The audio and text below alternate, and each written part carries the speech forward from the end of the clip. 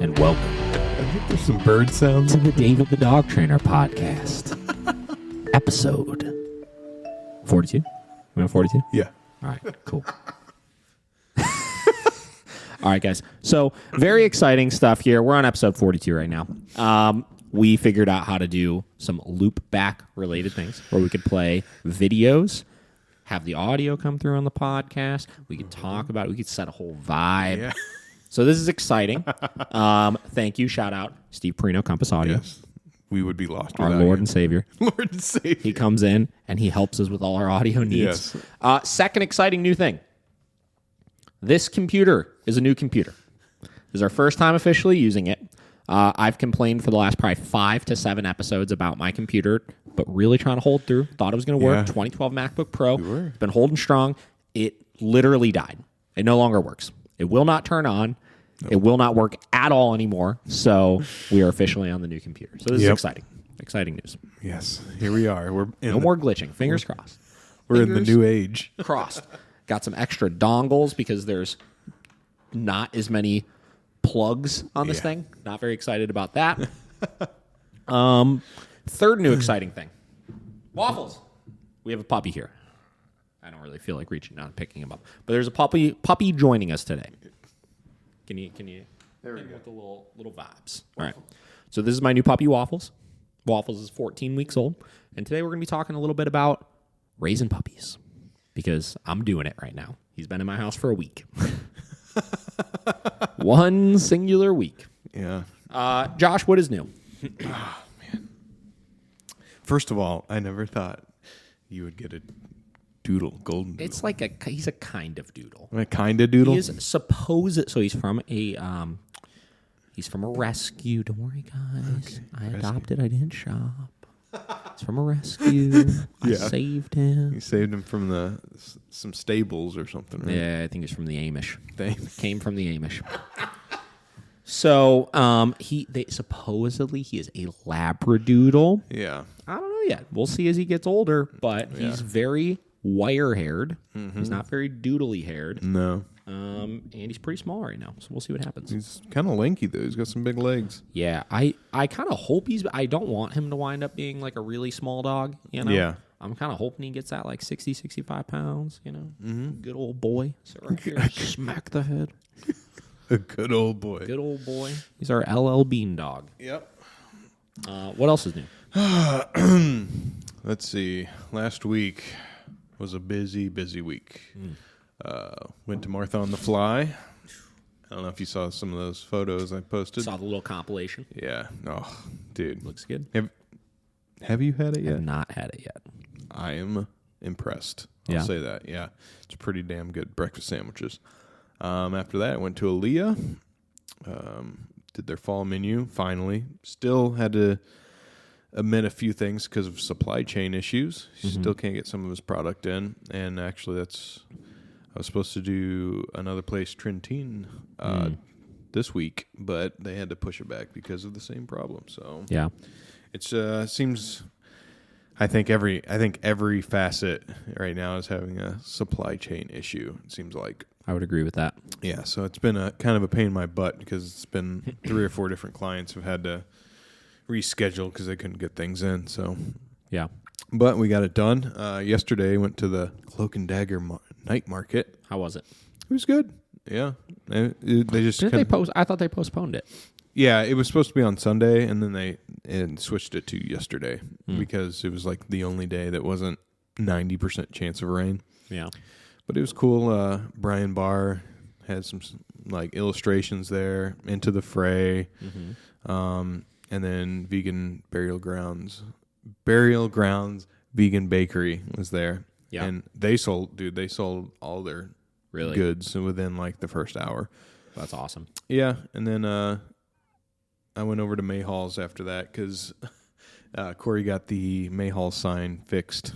The sign. Yeah, the Like the front one? yeah the pin. The Was it bowling not pin. working?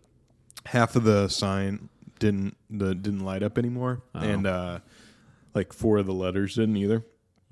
And I guess it's the first time that it's worked fully in 40 years. Really? Yeah, the one lady. Does it look that much I feel like I always felt like it was lit up. Yeah, but I guess only some of it did. Yeah, it looks way better now. Yeah, that's cool. Yeah, it looks like it's not run down anymore, Yeah. But yeah, all the neons work now, and the lady that's been there for like 30 years, she was like, it's never been fixed since I've seen, like, so that was really cool. So he's trying to make some T-shirts out of that, like, hey, we're finally like looking nice again. So finally lit up. Yeah, and then I ate some Parky Pop-Up dinner, and I paid for it. It was like the first feeling it right now? It was the first big greasy, like, juicy burger I've had in a while. Oh man, it tore me up. Yeah. Sorry, everybody. Tore me up. But tore me up. But yeah, it was a busy month, a bunch of reschedules, but I'll take the business whenever it comes. So yeah. How about you? Puppy life. Yeah. Staying busy. Been doing a lot of lessons. Got a trainer out of town right now, picking up a lot of lessons from that.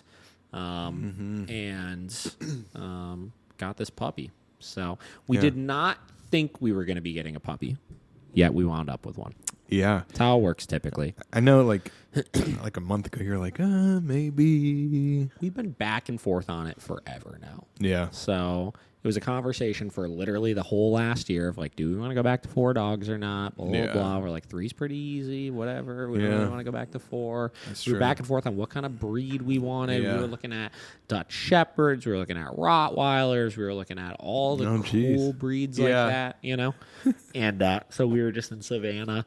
And while we were out there, we were on Tybee Island, and we were having some beverages. Okay. And I pull up my phone, and I'm looking, I'm scrolling, and I see there's a little picture of a little puppy on Mary Jo Demansky's page, who is a part of a couple of local rescues. Mm-hmm. And I was like, oh, my God, this is the cutest dog I've ever seen in my life. Yeah. Little Waffles, huh? Little Waffles. So she was posting all these pictures. We'd look at them. I was like, oh, my God, should we adopt this dog? Like, half jokingly. You know? And then the friends that we were with out there just decided to then just egg it on for the whole remainder of the trip. Yeah. So for like the next 3 days, anytime we were like drinking, they'd just be like, so when are you guys getting Waffles? Yeah. When's the meet and greet with Waffles? What's going on with that? Blah, blah, blah. So we got back. We set up the meet and greet, and literally they came to the house last Thursday. She brought him over, and we were like, oh, man, he's pretty cool. Well, what's it going to be like having a puppy? And I literally told her, I was like, well, can you just like leave him for a couple days? And she was like, yeah, I mean, I guess.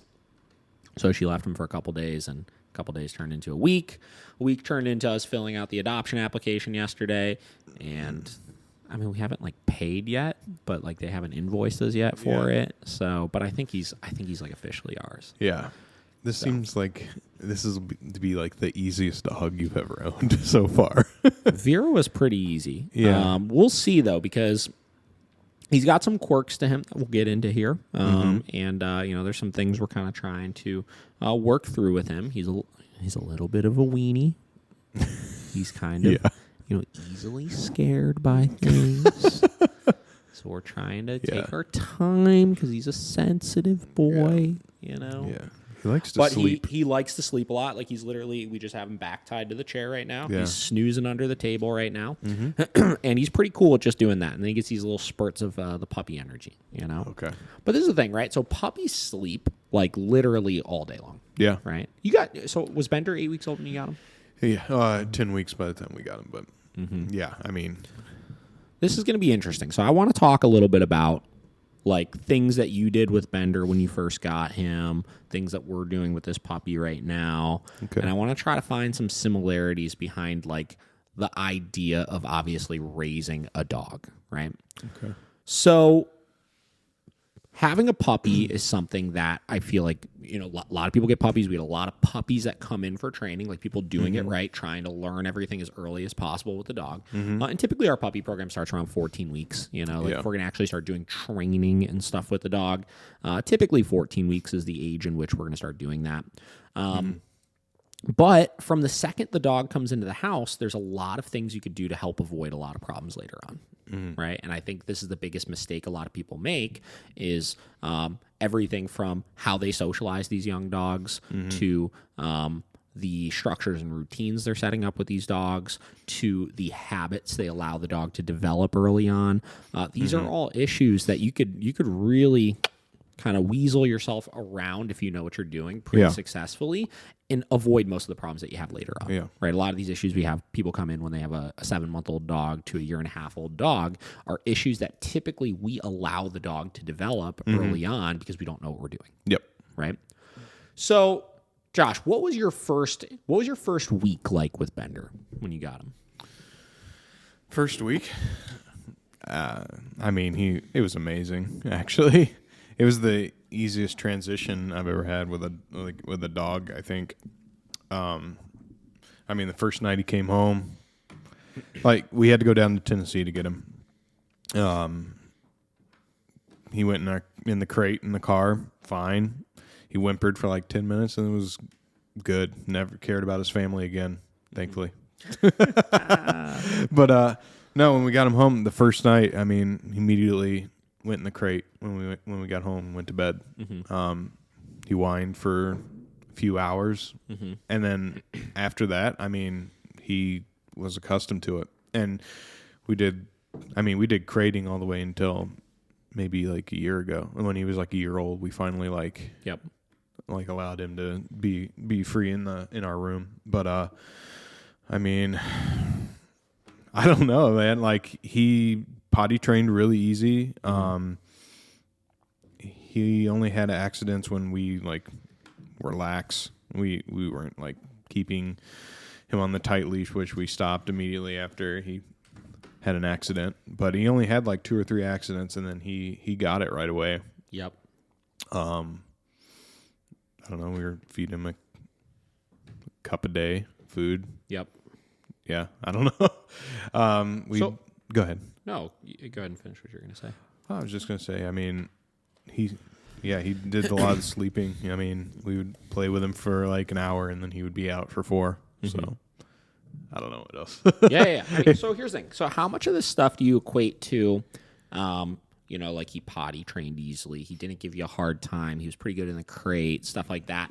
How much do you equate that to him just as the dog that he is versus things that you guys were doing?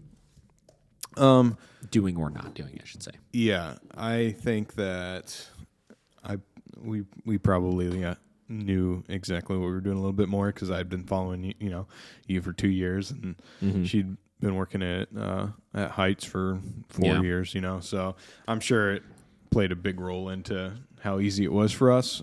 Sure, but also I don't know if his breed really. He's a cattle dog for anyone that hasn't listened yet, but I don't know if that really helped or not. You know, sure.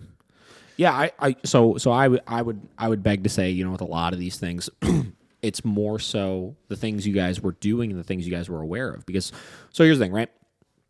I had this dog out a couple days ago with a friend of mine, and he's asking about how the dog is going, training, this, that, and I told him, I was like, I looked at the leash, right? This leash that he's on right now, and I was like, this leash literally has not come off of this dog since I've had him. Yeah. Right? He's literally been on a leash. Unless he's in a crate, right? He is on this leash. Yeah. Right? Yep. And a lot of the reason for that is because when you have a dog that's as young as this, your number one job here is to be able to micromanage absolutely every single part of the dog's life. Yeah. Every single part of it. Oh, yeah. Right? There should not be a thing that the dog does that you are not there to be able to communicate if you like it or you don't like it. Right? And that right there is the single most important thing I think you could do with a young dog, and the single most important thing that I see people not do, which causes a lot of problems. Right? Yeah. This dog is not trained. Right? Yeah. This dog does not know any commands. Right? He doesn't know sit. He doesn't know down. He doesn't know come. He doesn't know stay. Nope. He doesn't know how to, he kind of is learning how to walk on a leash, but he doesn't know heel, He doesn't know his name, frankly, at this point. Yeah. Right? Yeah. And a lot of people go into having puppies with the expectation they should know all these things. And they're like, oh, we're going to teach the dog all of these things by starting to just use them in our day-to-day, which is the absolute worst thing that you could do, right? Because immediately, if I were to start throwing out commands all the time to this dog, what would happen is I would teach him at a very young age, at 14 weeks, I would teach him that my words are irrelevant because none of them have any sort of meaning to them, right? Yeah. So what I want to do here is I'm going to break down basically everything that I did with this dog in the first week. Okay. Right? And forgive me, my memory isn't what it used to be. But I will try to recall everything it was, right? Yeah. Okay, so again, last Thursday, we got this dog. She came for the meet and greet, brought him in. So he originally they had pulled him from like I said, like an Amish kind of situation, right? He was like living in like a horse stall basically with a couple of brothers and sisters that he had. And it was him and it was his sister, right?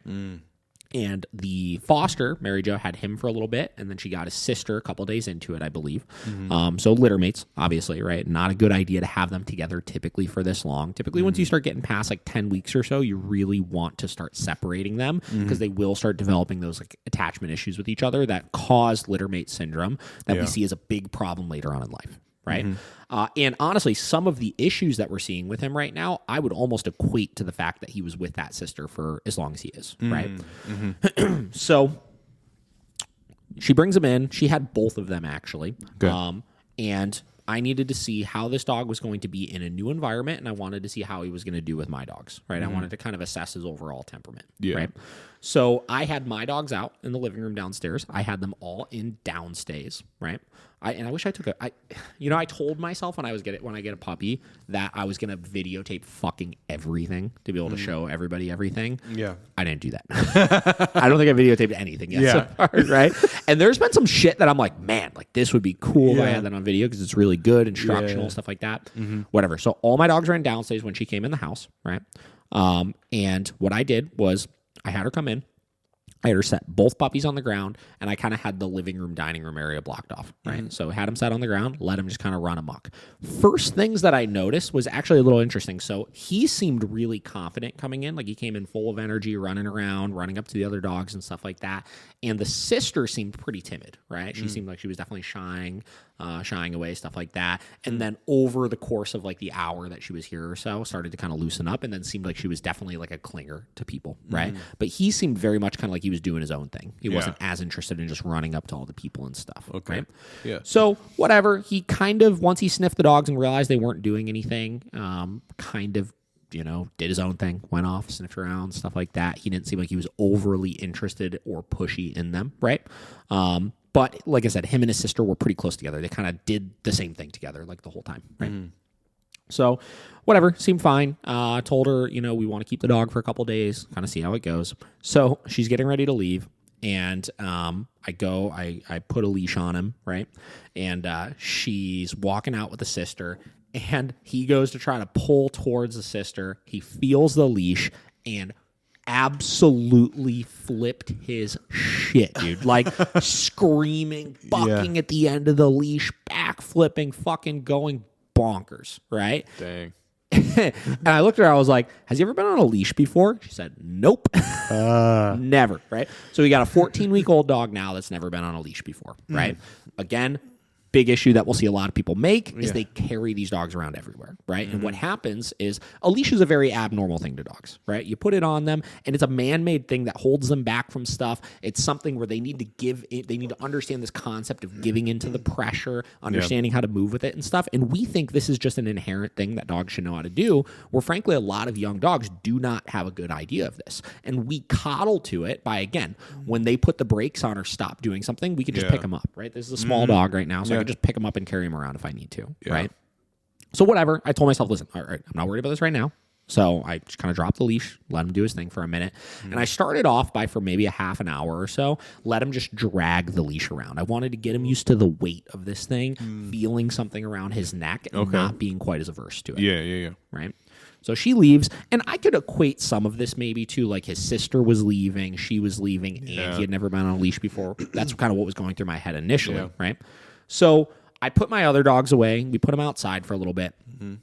And, I mostly did that because anytime you have a new dog that's making a huge ruckus like that, especially a small dog, screaming, yelping, bucking, stuff like that, that could really trigger like a deeply ingrained kind of prey drive thing in your dogs. Yeah. And this is stuff you want to be aware of, right? Because that can cause a problem later on. These dogs don't have a relationship with each other. They're seeing this thing showing all these signs of weakness and arousal, and that could cause dogs to want to really pounce on that, right?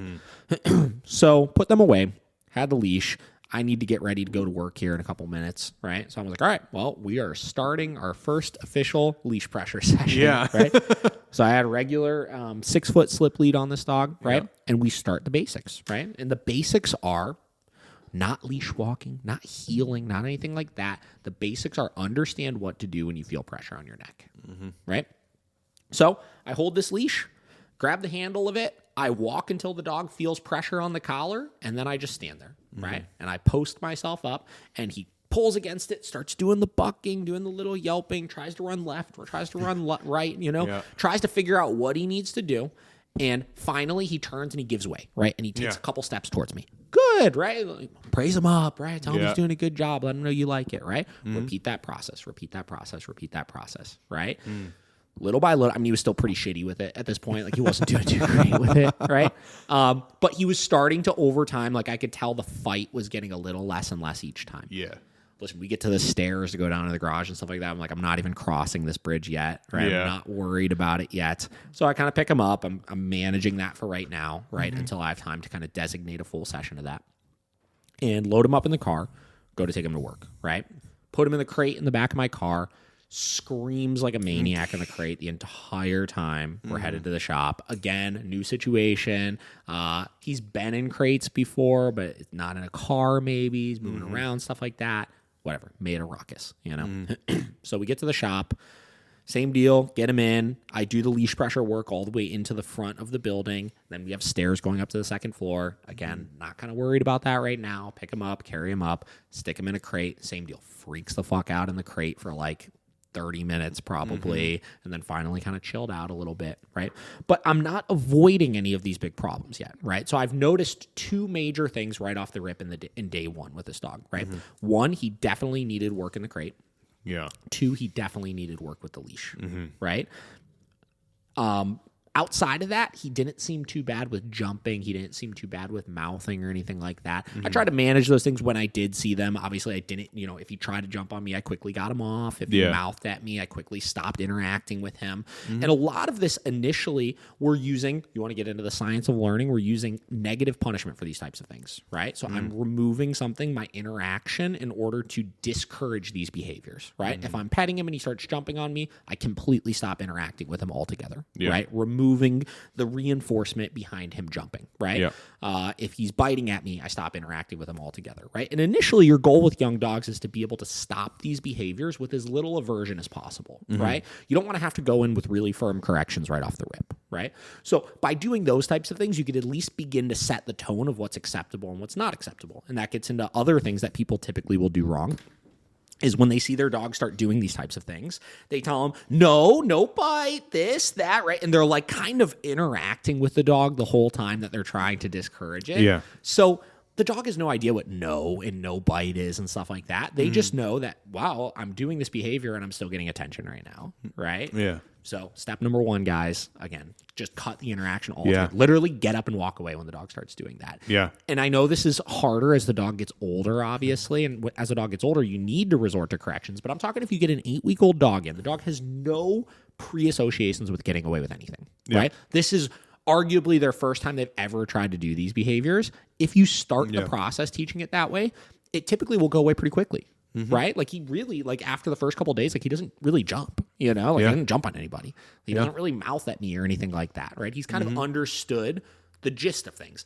And now that I've kind of clearly established that with him, that I don't like it in a non-aversive fashion, as he gets a little bit older and as his energy picks up and he gets more rambunctious and more testy and stuff like that, if I need to actually give a correction for it, which I will, right? Inevitably, I'll need to correct for the behavior at some point. It's going to be more clearly understood because I've already set the tone of it, right?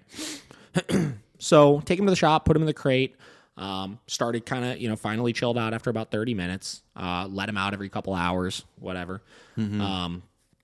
And for the most part, again, I haven't done anything with this dog aside from have him on a leash and start getting him used to feeling that pressure. And then obviously stick him in a crate when I'm not able to supervise him. Yeah. Right. Since he's not 8 weeks old, he's a month older than that, obviously. He could hold his bladder a little bit longer, so I'm not taking him out truly every 2 hours like I would with a really, really young dog. But I am trying to take him out fairly regularly, every 3 to 4 hours or so. He seemed like he was fairly good with getting the concept of once I took him outside going to the bathroom, so that wasn't a huge issue. And then that evening, kept it low key. We took him in the living room, back tied him off to a chair with a leash, just like we have him right now, and just taught him to essentially be okay with doing nothing. It was a long day, a lot of stimulation and stuff, so he was pretty tired. Right? Yeah. All right, nighttime. Get ready to put him in the crate. Put him in the crate. Freaked the fuck out in the crate at night. Yeah, dude, it was legitimately like 30 minutes of freaking out, and then he kind of chilled out, and then I think he woke up again at like 2:30. Freaked the fuck out, right? And then chilled out after like 20 minutes. And I think he did so again in the morning, right? Oh, jeez. It was a lot, right? Yeah. But here's the thing, right? This is the big thing I tell everybody. You sign up for this when you get a puppy. That's true. You do. Is the crate in the same room or a different room? It's in the basement. Okay. Now, so good point with that. So a lot of times I typically will recommend you could just keep it in your bedroom with you, right? And a lot of times it'll help the dog chill out much faster just being in the same place. The way that I kind of typically do things is I'm going to get the dog to adjust to the things I need to get them to do. Yeah. Right? So even though it's a lot further away, I will tough through it for 4 or 5 days, just to get past that issue. So it's something I don't have to worry about later on. Yeah. Again, it's kind of clear that he had some confinement anxiety issues. I don't know if it was necessarily separation related, but the confinement definitely seemed to amp him up quite a bit, right? So first step with all of that, again, just the negative punishment side of things. I'm not going to go right in and start correcting these things. I need the dog to start learning on their own that some of that stuff doesn't work. Yeah. And we saw a reduction in it over the course of the first couple of days, like at work, for example. Like when I crate him at work now, he's pretty silent. I stick him in there. He doesn't really have an issue with it anymore. Yeah. He's pretty okay with, and the reason why I say it's confinement anxiety as opposed to separation anxiety is because he's pretty okay if I just leave him be if he's not confined. Like, for example, like when Steve just got here to help with the computer, I had him downstairs, back tied to a chair down there. And we were up here for 15 minutes, and I actually forgot he was down there. That's a me fault thing, right? I kind of forgot he was down there. Oh, shit, I got to go down and get him. But he was silent, right? He didn't have any issues with it. But the crate, for whatever reason, once he's really sandwiched into that thing and realizes he can't get out or anything, that's what seems to really amp him up with it.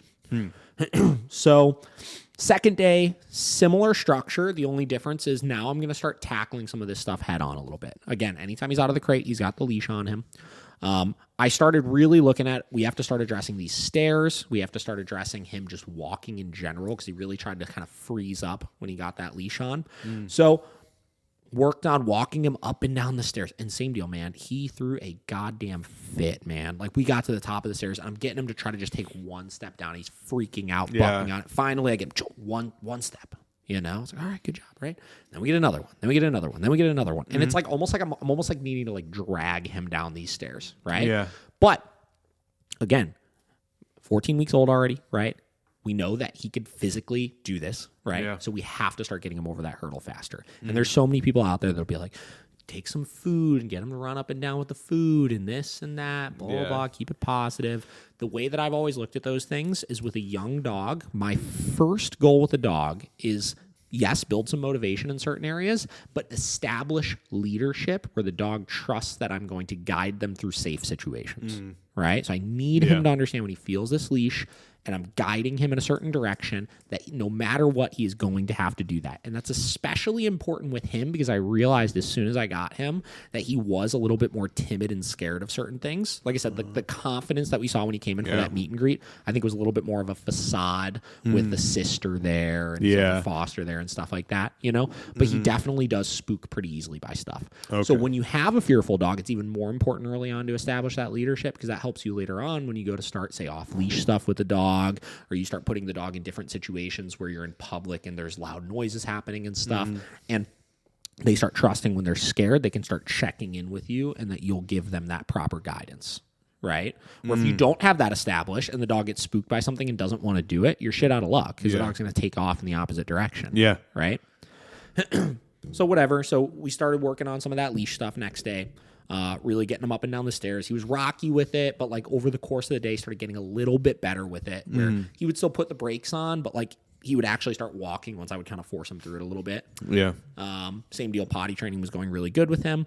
Next thing I was focused on was building some food drive with him. Right. So one thing I say when it comes to actual training, right? All of these things I'm doing with him are training, right? The establishing the leash pressure work, the making sure that he is always on the leash in the house so that he's not unsupervised at all, taking him out to go to the bathroom, getting him used to the crate, right? Those are all training things, but a lot of people, when they think training, they think like obedience commands, right? Okay.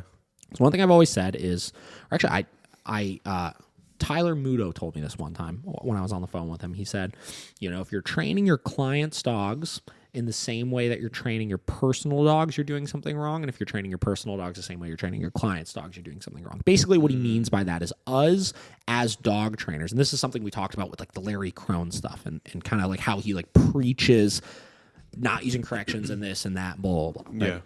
Yeah. So what we mean by that is us as trainers should be skilled enough to manage 90% of behavioral issues, right? Yeah. I can ensure this dog doesn't destroy anything in my house, doesn't piss all over my house, right? Can not get himself into trouble, not attack my dogs, this, that, blah, blah, blah. I can ensure he could do all of those things without any obedience commands, right? Yeah. So I'm not in a rush to establish that kind of stuff, right? Yeah. I can communicate the boundaries and I can teach him what's acceptable and what's not acceptable with all those things, which means that ultimately I have time. Right? I have as much time as I need to teach a lot of those different things. So because of that, we should be training things in a slightly different manner, right? So we don't need to rush into using our prong collars and using our e-collars and stuff like that. We need, I believe he's getting tangled up right now. He's up and moving. He's awake. He is. Oh, there we go. He's going back to sleep now. He's done. So we could spend our time, we could take our time teaching a lot of these other types of things, right? So, we talked about kind of our general Miracle Canine training guide we would follow, where our first steps are teaching leash pressure, then we add e-collar in, and we use the e-collar then to teach the commands itself and proof it and this and that, where I have like 3 steps before any of this even happens that I typically would do with a young dog, right? Step number 1 is I'm focused on building food drive and building engagement, right? In a perfect world, yes, I would spend my time teaching everything with just positive reinforcement, right? I want the dog to have a general understanding of these commands. I want them to have a good work ethic in association with these commands. And I'm going to take my time building that engagement so I could do that. So what does that look like? So in addition to all of those other things I was doing, during meal times, I started off right away with only feeding out of hand, right? So I want this dog to make this correlation and this association with me being this ultimate source of good resources, right? Now, that's okay that I'm doing that because I'm establishing my leadership elsewhere with the dog, right? So he's not going to just view me as a resource, but he knows that not only am I going to create discipline and consequences for things, but I also will provide these really high value resources for him so that I could capture his attention in different places, right? So every day during my meal times, I would get his food, I'd portion it out, and I would feed it out of hand. And initially, no commands, no expectation, just eat it out of my hand. Follow me around the room, eating it out of my hand. Yeah. Right? So I did that for probably the first 4 days or so. Initially, again, he's trying to figure out what's going on. He's looking for the bowl. He's like, where am I supposed to eat this stuff from? Until finally, after about 4 days or so, he was consistently glued to me and knew that food was coming from right here. That food was coming from right here. Right? Yeah. So now that I have that established, what we do is we start creating our communication, right? So I have the ability now to tell this dog no when I don't like what he's doing. And I could do that either via leash correction, walk over, give a little pop, which I've done with him. I could do that with a pet corrector. I have a little pet corrector downstairs that I'll use that I used originally if he was biting at the leash. Because a lot of people say, well, if you have the leash on the dog all the time, what happens if your dog bites the leash? Well, you do have to have a way to correct some of those types of things. So I had a little can of air, right, that you use. Yep. And anytime I would catch him with that leash in his mouth, I would tell him no, and I would go over and I'd give him a little spray with it. Right? Yeah. That pretty much solved that problem right away. Yeah. Right? So I have the ability to tell him no now. So now I need to have the ability to tell him yes. I know I have something that he wants, which is the food. So I'm going to start establishing that yes marker. Yeah. So I'm doing some basic marker charging work, right? So I'm walking around. I tell him yes, I feed him. I tell him yes, I feed him. I tell him yes, I feed him. Did that for about 2 days until I started seeing that word become kind of classically conditioned in, right? Because that's what we're using. We're charging the marker. I want that word to have this immediate association of something positive happening. Yeah. Right? Boom. Got that established, right? Next step here, and this is what I actually started this morning. So now I have the food drive established, right? I have the marker charged, so I could start using it to shape some of these positions, right? I have my no established. I'm able to stop and deter some of these behaviors in as minimally aversive way as possible, right? And in addition to that, we have our leash walking that's flying along, right? After about day 2, I pretty much said this dog is not getting picked up anymore, right? Yep. Unless it's something you literally cannot make the jump like into the back of the car or something like that, which that he's very close to being able to make. So he's only got a little bit longer on that one as well. He's walking everywhere. And he hit a point where now stairs are no problem because I didn't allow him to fight it, right? Getting into crates is no problem, where I used to pick him up and kind of put him in the crate to avoid that fight. Now he follows that leash pressure into the crate. He's getting smoother and better with not being really noisy in the crate. Really, the only time we see it now is for the first 10 minutes or so at night, where he'll start barking and stuff like that. And again, I'm sure I'll have to add a correction in for that at some point, but he's getting the general gist of it. His confidence is picking up through the engagement work and through the clear expectation of things. And because we've established the ropes and we don't let him out of sight, and he's not having any potty training relating accidents because he's only ever gone outside. I think he had maybe one accident where he started peeing on the floor and we caught it, took him outside right away, right? Yeah. Aside from that, I don't think he's had a single accident in the week here or at the facility. He doesn't pee in his crate or anything, which is great. So now I can start to trust him and give him more freedoms. Now, more freedom does not mean unsupervised time, but in the evenings now when I get home from work, in the blocked off living room, dining room, kitchen area, we have the leash on him, but we just have it dragging. He's able to run around and play with the other dogs and stuff, right? And it's fine. And he chews on his toy. He's no problem with that. And we've been able to mitigate pretty much any problem that you would run into with this dog, right? Now, another note, we have a big fenced-in yard, right? Our yard is almost an acre, and it's even though it's fully fenced in, I don't want to spend 10 years chasing this dog down in the backyard, right? Yeah. So we haven't let him off leash in the backyard yet. Yeah. Right? So we're not, what I'm trying to get at with all of this is we're not letting the dog fail. You know what I mean? Yeah. I'm not putting him in situations right now where he's going to rehearse not listening to me or getting away with doing something that I don't want him to do. So I'm building the muscle memory of only doing appropriate things. Yeah. Right? Yeah. And that's kind of the point is this stuff, it's not as hard as you think. Oh, yeah. Right? Yeah. You just kind of have to control yourself a little bit of like, oh my God, it's a cute puppy, but we're raising an adult dog. Yeah. Right? And because we're raising an adult dog, we need to focus on setting the boundaries first. Yep. Right? I could sit there and look at him and ogle at him all day long and look at how cute he looks right there and stuff like that. But if I were to act on that and just smother this dog with love and affection 24/7 and not do any of those other things, you're going to have a disaster of a dog in about 6 months. Yeah. You know? And it's, like I said, it's been a pretty successful week because of all of that. Yeah. And I mean, it's simple things. You're just making these small building blocks that'll make everything when he gets older so much easier. Yep. You know? 100%. Like I think people do have that mindset that it's so much work to stick with your puppy all the time and blah, it's blah, not, blah. though. But it's not, yeah. Because here's the thing, right? Like I said, literally right now, like I didn't want him in the crate downstairs because if he starts barking and freaking out right now, I don't have a way to stop it and it would be disruptive to this, right?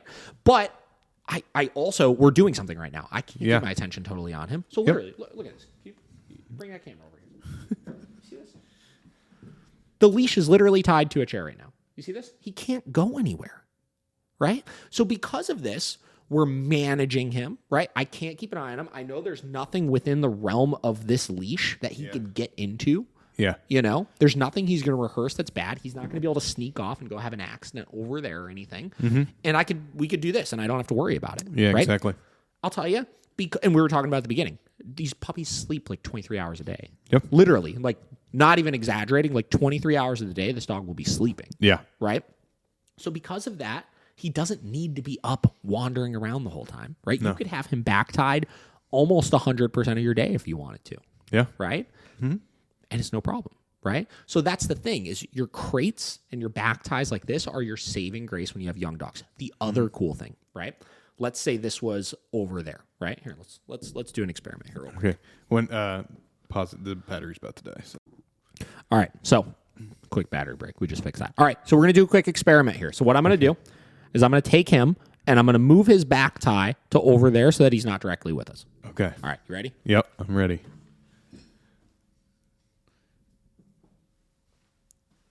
For anyone just listening, he was tied under the table, and now we're putting him across the way to a coffee table that's on the other side of the room.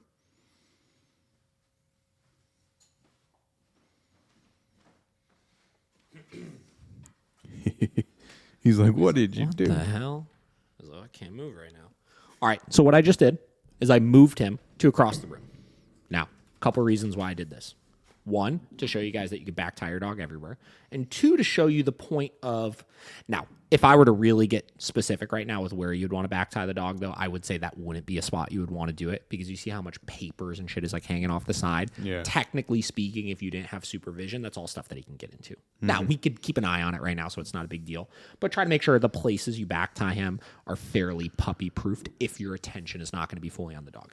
Now, the reason why I chose to do this is because I'm showing you now also how the back tie, if used early on, can also give you... Look at he's like wandering around. It could also give you the ability to create some forced separation. Yeah.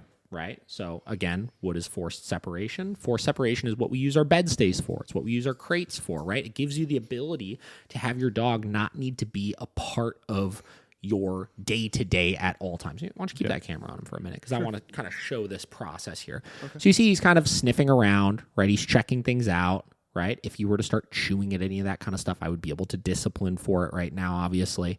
But you see he kind of wants to get back over here, but he's not able to. So we're teaching him that it's okay to be over there by yourself. Yeah. Right? It's your back tie. Look at that. And he starts exactly what we wanted, right? So what did he do? He wandered around for a minute, sniffed a couple things, and he's like, all right, cool. I guess I can't get back over there. I might as well just lay down over here. Yep. Right? So this allows you to shape these things that ultimately you need because you don't want your dog to be a stage 5 clinger. Right? Yeah. You don't want him to have to be glued to your hip at all times. And though since I've been doing stuff like this where he's away from me, it's okay if he's back tied next to me, but you could use this back tie to help you out in all different situations. Yeah. Right? And this really is like your saving grace. This helps you set all of the rules of things. Yeah. And this is an easy way to get around separation anxiety in the 100%. Yeah. 100%. Right? So, yeah, I mean, you're right. A lot of people make it seem like this is so much work, but like I've done so much of this with him, you know, that like it's not that big of a deal. No. Right? And then he sits in a crate for a large chunk of his day as well because guess what? He's getting used to being in the crate and getting used to doing nothing. Yeah. Right?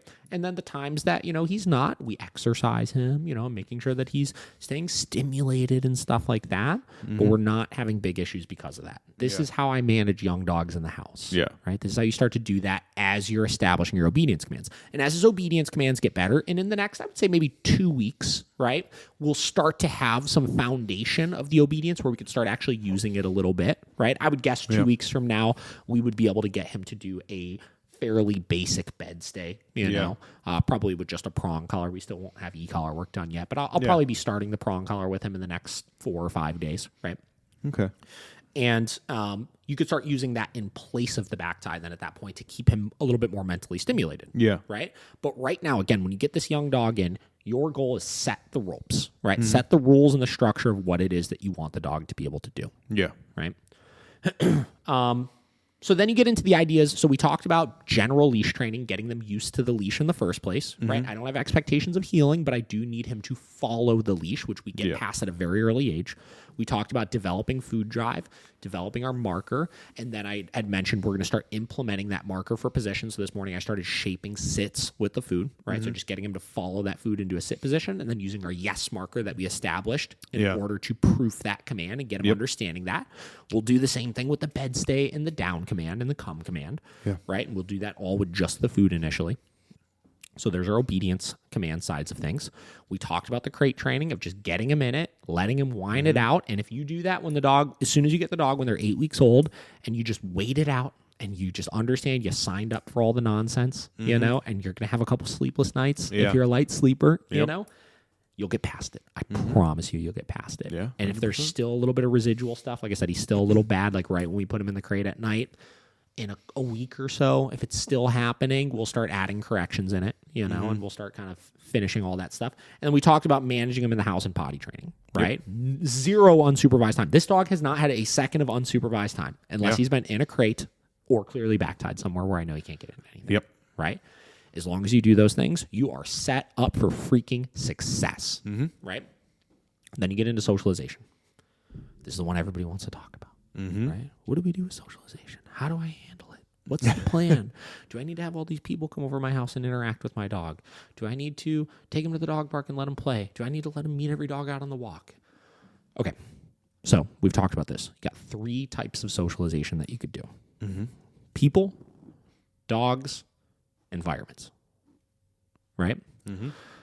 Most people focus on people and dogs initially. I'll tell you, that is the last one of my concerns right now, right? Before I focus on my dog interacting with people or dogs, I want to first make sure my dog is environmentally sound. What does that look like? That means starting to take your dog as many places as possible with you and making sure nobody interacts with him, right? Now, especially since I said this dog's a little bit of a weenie to begin with, right? When you take him new places, he gets a little nervous. You know, you see his little back legs kind of start shaking a little bit. He's like, oh, I don't know what's going on around me, right? So I'm taking him a bunch of places, right? He's been to the pet store. He's been to Home Depot, right? He goes to the facility with me. Outside of the facility, we got like a mechanic that's always making a bunch of fucking noise and stuff. We got people working on our unit across the way, which, by the way, unit should be ready next week. Very excited. Next week. Dude, it's almost done. It's looking really good in there. That's a conversation for another time. So I'm getting him around these types of things, right? And there's no expectation of training or anything. I'm just taking him around these things, and I'm making sure that he realizes that nothing scary is happening. It's okay, right? The mechanic, for example, the first couple times I walked over by it and just had him on a leash, he started hearing the noises, or they had like an ATV they were trying to start up or something, and he started freaking out, trying to run to the end of the leash. Just held firm, made sure he realized that you're not getting away, dude. It's not that scary. And then he was like, oh, okay, this isn't that bad, right? So I'm not letting him act on these fears, but I'm also not letting him interact with these things, right? I just want him to be exposed to this kind of stuff. And what that will turn into is that will turn into me starting to do training in those environments to engage him mentally even more so he can focus even more through those fears. And then once he's comfortable in some of these environments, and I have a couple of environments where I know he's no longer scared in, then I can start the socialization process. So the facility, for example, he's pretty good with at this point. So I've had him around a couple of dogs there, dogs that I know and trust. I made sure the socialization was only about the dogs. We weren't interacting with them. We were just supervising it, right? People, right? We've had couple people come over, you know, that have been able to see him. You know, people at the shop, the staff and stuff like that, they've been able to kind of start interacting with him and stuff like that. But we're taking it slow. I'm not in this rush to have him meet all these people, meet all these dogs, because if I can get him first and foremost neutral around all of these types of things, that makes that process like 9,000 times easier. You know? And this is kind of what the first week has looked like. You know, we're not rushing things. We're taking our time. And because of that, this is like, put that camera on one more time. Because of that, we have a well-mannered dog, right? We have a dog that's learning very quickly what's expected of him, right? You see, he's not all jacked up. That's another mistake people do. They get these dogs so fucking excited all the time. Oh my God. It's like, you can take the camera off him. Okay. He's just sleeping. But they get these dogs so fucking excited. Oh my God, they get home. Oh, let me pick you up. I'm going to shake you around all the place, stuff like that. You know, and these dogs are just, I don't want that. You know? I don't want that, right? We don't want those spikes in arousal. I understand it's cute when they're this small, but once they get bigger, that becomes serious issues. And you're training them to do all of those types of things, right? I want calm with my dogs, right? I will teach them later on where we could have high energy, fun things. But initially, I want things balanced. I don't want super excited, super scared, super excited, super scared. I just want fairly neutral, you know? So that's what we're doing. Like I said, that's what the first weeks looked like with this dog. It's been exciting. Like I said, we did not think we were going to be getting a puppy. This has been a total random impulse thing for us. But it's been cool. I mean, it's coming out great so far. Yeah, it's working well. Trying to think. Yeah, so one last point, I guess, is you know, as far as with my other dogs, right? I have to also understand, we've talked about this before, that whenever you're adding a new dog into your pack, regardless of if it's an older dog or a puppy, it's going to take time for them to start to develop a relationship with each other. Right? So I've also, with my personal dogs, decreased how much I'm interacting with them. I've taken away a majority of the toys. Like there's a chew toy laying around for him to kind of occupy himself with. But outside of that, there's not a lot of things that are going to create competition. Right? Yeah. And I need to understand it's going to take some time for that to happen. They need to get used to each other. I want my dogs to kind of figure out that hierarchy and set some boundaries with him and stuff like that. And I'm kind of just treating my household pack like I would be treating a social group at the facility, right? Where before we got him, we'd pet the dogs at night and we'd kind of sit with them and it'd be fine because they all kind of have their shit figured out with each other, you know? But right now we're not doing that because if I'm petting my dogs and he's constantly trying to butt himself in and they don't have a relationship established, that can create competition and problems, right? So you got to understand that with your current dogs, you have to kind of take a couple steps back and reset what the expectation is as they figure each other out. That's true, yeah. You know? Thought about that. What other sorts of things did you do with Bender? Like your first couple, outside of your first week? What sorts of issues did you see, you know, throughout the process? How did you handle them? Anything noteworthy to add in? I mean, I hate to say it, but he was like, I think because, jeez, we got a handle on everything really early. I mean, she hand fed him in the beginning for the first week or so. Thankfully, she would take him to work with her and leave him in a crate in the front room. Yep. You know? So he got the workout in his crate issues and stuff there too. You got to see other dogs there. I mean, we immediately started taking him, as you said, like environmental spaces. I think that was the first thing we ever did was we took him to like Home Depot or something, like took him to these high stressful environments. And now it's honestly like kind of scary how much he doesn't care about anything. Like when we go wild. Yeah. And like that was Vinny too. I did that with Vinny a lot. Yeah. And it's kind of weird now. It's like now that like if we say it's okay for someone to say hi or whatever, he's just like, this is fucking whatever. Yeah, what is this? Like it's really cool. Like, I mean, I think the only thing we had a big issue with is there was a couple moments where you'd put him in the crate and then you'd go to close the crate and he'd be like, you know? Yeah. Devin, shut that shit down real quick. What, are you talking at you? Like you get pissed off when you close the crate door? Yeah, he just little attitude. Yeah, he's just like or whatever, you know. So that's a really good point right there, though. So, do you remember how old he would have been around then? Probably like 3 or 4 months. Like when really? So it was that young? Yeah. Ah, interesting. Yeah.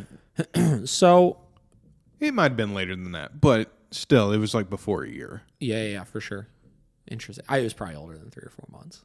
Yeah, maybe like. Yeah. That sounds like a 5 to 6 month. Yeah, behavior. maybe 5 to 6. So it's interesting. So we see a lot of, I call it attitude when I see stuff like that. But things like that very quickly can start turning into actual aggression. Yeah. Right? Like it's because if you look at most aggressive behaviors that dogs will have, they're so self-reinforcing, right? Like if he were to, the first time he were to do that, if you were to, right, at the crate door or something like that, and she'd be like, whoa, you know, like kind of back off, go away, something like that. Yeah. For whatever reason, regardless of why he did it, forget why he did it for a minute, right? If that behavior worked in that moment, that immediately, boom, it's like a light bulb goes off in their head. They're like, fuck yeah. I could start controlling you a little bit, right?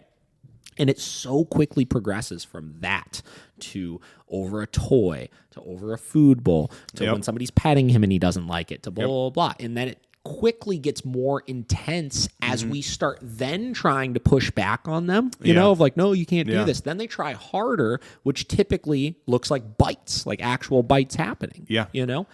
And, you know, it's interesting because, you know, Cade, for example, like with like a lot of the aggression issues that he had, right?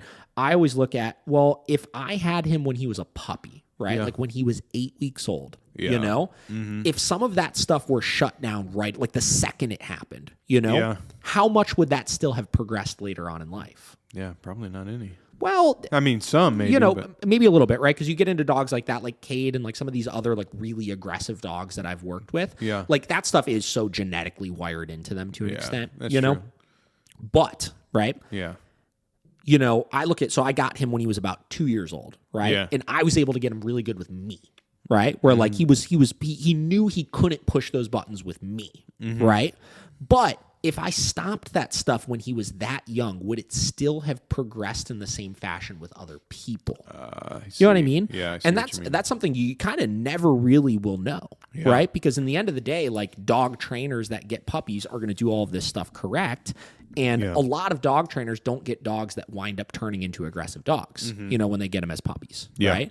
So though a lot of this stuff is genetic based, you get into also the conversation of it's kind of sort of in how you raise them as far as if you're able to manage those genetics or not. Yeah. You know what I mean? Yeah. And it's such an interesting conversation because that's a behavior, like I said, I've seen with so many dogs that later on in life turns into a serious problem. And you guys were able to stop that really successfully initially. And this goes back into the conversation I'm preaching to kind of everybody who's getting puppies that aren't trainers. Obviously, like you guys aren't trainers, but you're able to stop that kind of stuff. Yeah. Take this stuff seriously. You're raising adult dogs, right? And if you have a puppy that's 14 weeks old that past general behavioral issues starts displaying signs like food aggression, right?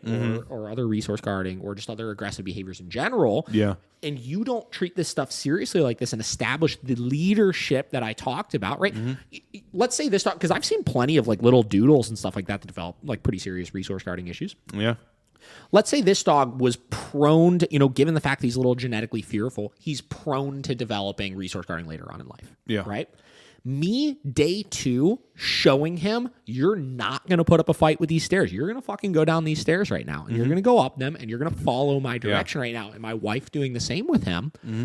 That immediately shifts his whole mindset of us, where that makes him much less likely to try that in the future. And then it never has the opportunity to start turning into a serious behavioral issue or into a habit, right? Because again, just like we talked about with the jumping and the puppy biting, he's never going to establish a relationship with me of jumping on me because I'm never going to allow it in the first place. So there's not going to be much that needs to be corrected. He's tried it. It didn't work. Right? Same deal with something like that. Bender tried it. It didn't work. Exactly. So it wasn't this like ongoing problem. Yeah, exactly. And Very like interesting. Yeah, I think it was a month ago. He like tried to do it again. I was like, well, he's e-collar trained now. So I was like, put that e-collar on. I was like, come back out here. He tried it again.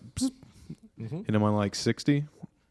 It hasn't done it again. He's like, whoops. Shouldn't have done that. Whoopsies. So yeah, I mean, it's wild, and you can have the conversation then about positive only trainers that are so against doing stuff like that. Yeah.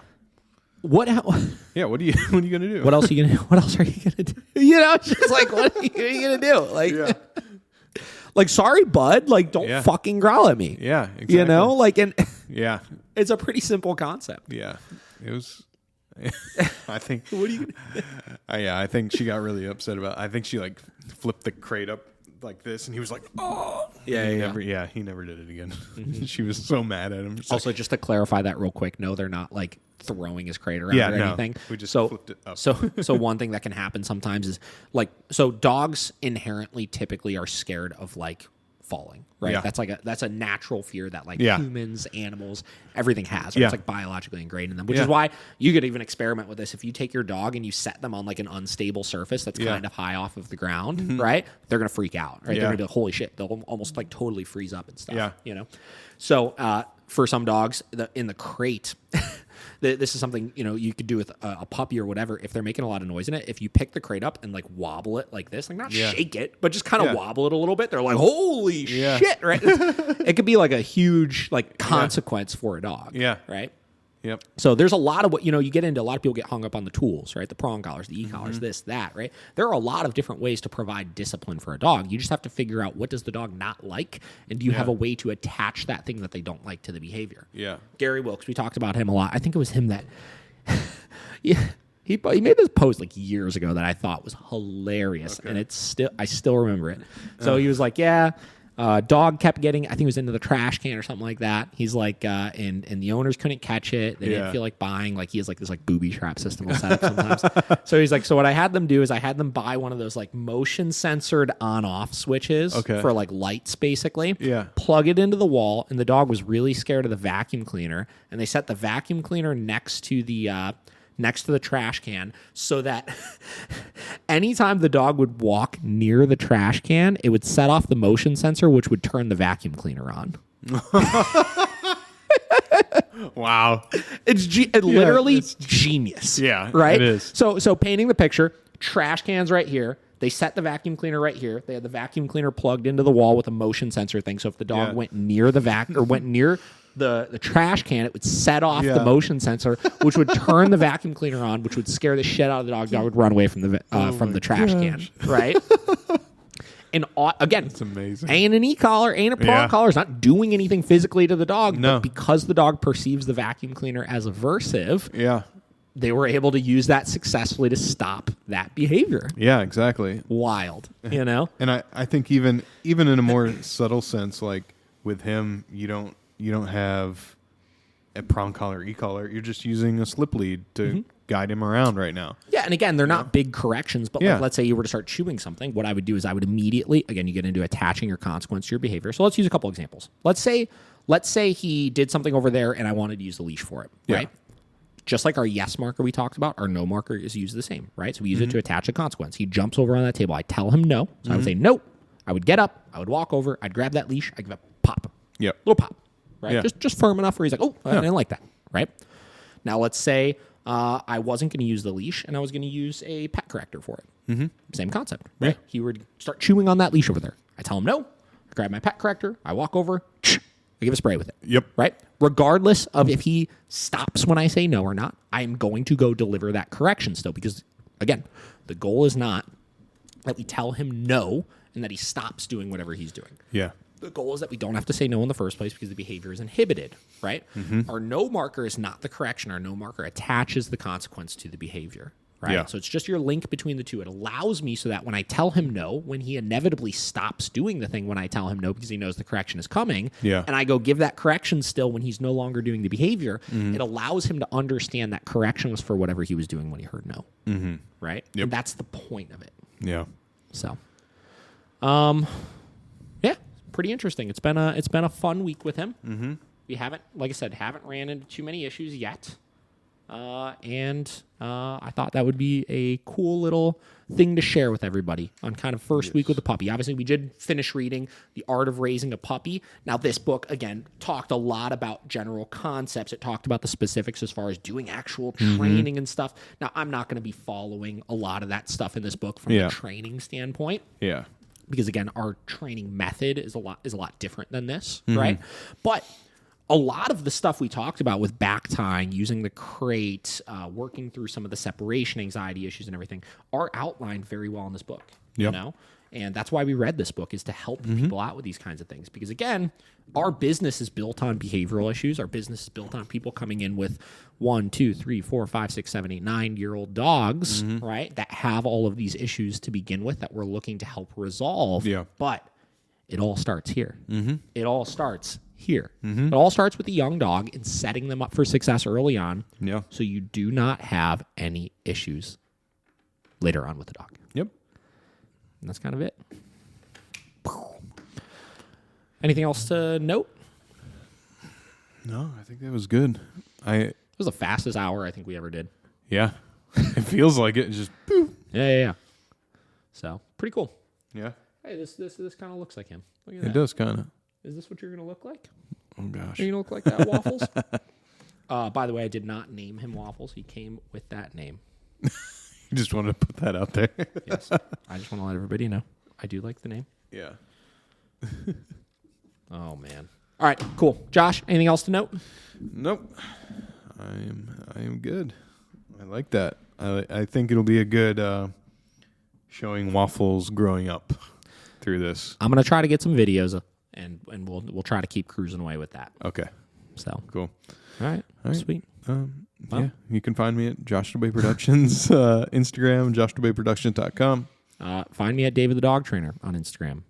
or check out miraclecaninetraining.com to learn about all your dog training needs. Yeah. Until next time, thank you for listening.